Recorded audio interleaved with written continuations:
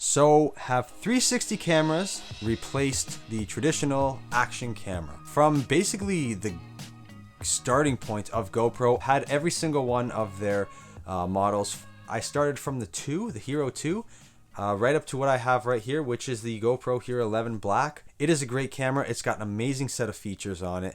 The slow-mo, resolution, frame rates, color, the new 10-bit color, the squared off sensor. It really is incredible what they do with these things. However, I have been converted. This is the GoPro Max. It's a 360 camera, very close along the lines to your Insta 360s. I'm putting them in the same category as just 360 cameras. That's what we're going to call them from now on. But yeah, I've been converted on these things, and these are now my go-to camera. I'll pull this out every once in a while, but like I find myself using it less and less, and it kind of just stays in my bag, and I pull it only out for special occasions, I guess, where this one I have in my bag all the time, and I find myself grabbing for it more and more, despite being a 3+ year old camera now. I think it came out in like 2018 along with the GoPro Hero 8. That's 4 generations behind what they have on the regular action cameras. What you can do with these is the game changer and what really sold me on them. Any action camera that's out there, you have one single fixed lens. If you have action happening in front of you, you have to point it in front of you. If something happens behind you though, you have to physically turn that camera around, or you've missed the shot, or you've missed the moment. So what I love about these guys is they have 2 lenses, one on either side. Think of it like you're filming a sphere. You're filming inside a bubble, and you're basically filming anything and everything around you. And what's good about filming a sphere or like in a big bubble is the fact that you can go in after and reframe your footage wherever you want. So if there's action happening in front of you, you can point it in front of you. Something happens behind you, point the camera in different directions and get like different multiple shots. So like different takes of the same scene. One of my favorite things to do, especially just if I'm exploring some cool areas, is kind of like hold the camera just out in front of me, just like has a selfie mode. And that's the biggest selling points that I really love with these, is the sense of like atmosphere that you get kind of surrounding yourself. So if you are filming yourself exploring, hiking, some sort of sport, the fact that you can make these disappear. This is the selfie stick.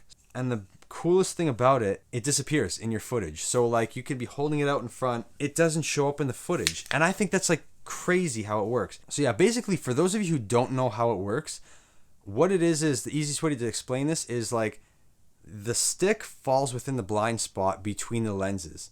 So you have your lenses here and here, and as long as your stick is smaller than the width of the body, it falls in between that blind spot, and when the stitching happens, it just kind of omits the stick.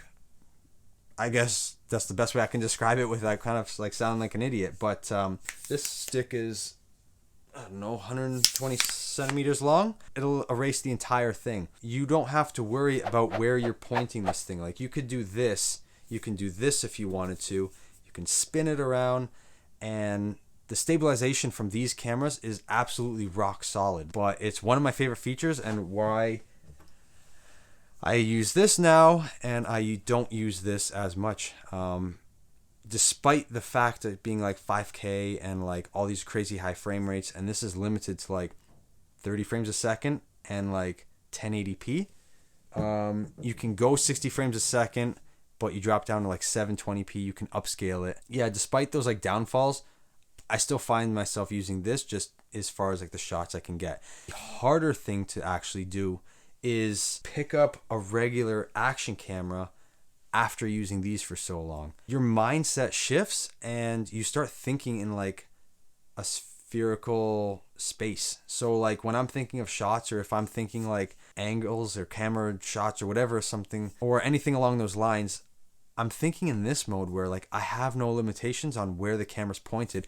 I just worry about movements, and then I worry about my camera angles after the fact. If you get something like this, yeah, you get the higher resolution, but like you can't just like whip the camera around because your image is just going to go all crazy. It's not going to be fun for your viewers. They're probably going to throw up because you just get some dizzy, and no one wants to see that. But yeah, 360 cameras, they, in my opinion, are the future. I love the Max, hoping they'll update it sometime in 2023 because this camera is getting a little like old and outdated for what it is, but it's still a solid performer, and what you can do with them. Insta360 really sort of leading the way, or kind of pushing the boundaries on like what's possible with 360 cameras. It's another good option. I'm not sponsored by either, and this video is not sponsored, so like I could say what I want. I'm not pushing anyone either which way on brands. I've always been a GoPro guy. I like their cameras, I like the hardware, but Insta360 has like a lot of tempting options as well, and I'm tempted to purchase one or Insta360. If you see this video and you want to send me like a review camera or a unit, I would love that. Yeah, they seem to have a lot of advanced features, and their software seems to be a little bit better compared to the GoPro. So I'd like to kind of see the differences between them, and just to play around with both. That'd be amazing. But for the time being, I'm extremely happy with this camera. Let me know if you guys think action cameras are kind of on their way out. Do you use a 360 camera more, or do you find yourself still sticking to that traditional action camera? The benefit of action cameras, though, you have your video file straight out of the camera. So if you want to just watch your video right away, you can do that with an action camera. For the 360 cameras, you have to do some editing before you can actually see the final file. So it's a little bit cumbersome. I think that scares a lot of people away, but they're really making lots of like leaps and bounds as far as like making it easier for your average consumer to get into kind of 360 world, not have to worry about like editing. There's a feature called over capture in the GoPro app, and this might be true for like Insta360's app as well. I don't know. If it is, let me know in the comments below. But basically, like, you can screen record your phone within the app and then use your phone as like a gyroscope and look around. So like as you look around this spherical bubble in the app, it's recording that, and that's actually reframing and framing your video. After that, you just hit stop recording. It renders out a file, and then you can take that file and put it into your editor or watch it or do whatever what you want with it. I do know Insta360, they have kind of that new me mode where it's like you just have to point the camera here. The camera does its internal AI. It looks back. It gives you your kind of standard selfie view that most people go for, and then it spits out an already ready to go MP4 file that you can just take straight off the phone and post right away. You don't have to do any editing. So that's kind of one of the big features I would like to see GoPro come out with.